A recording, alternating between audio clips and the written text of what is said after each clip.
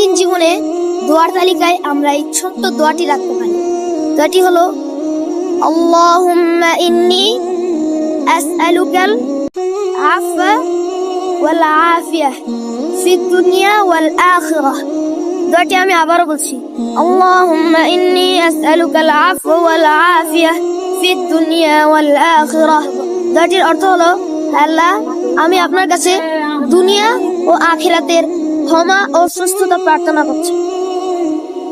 দোয়াটি শুধু দুনিয়া ও আখিরাতের ক্ষমা ও সুস্থতা নয়, বরং দুনিয়া ও আখিরাতের কল্যাণকে ধারণ করে।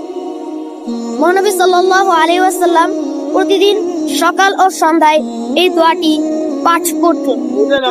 কথিত আছে, একবার হযরত মূসা আলাইহিস সালাম আল্লাহকে প্রশ্ন করলেন, আল্লাহ, আমি যদি আল্লাহ হতাম তাহলে আপনি আমার কাছে কি প্রার্থনা করতেন?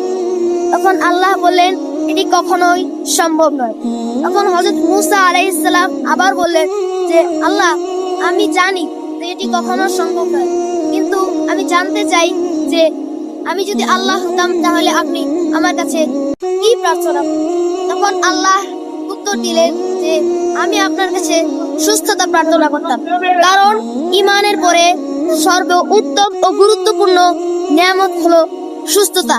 আল্লাহ তাআলা আমাদের সবাইকে সুস্থতা দান করুন।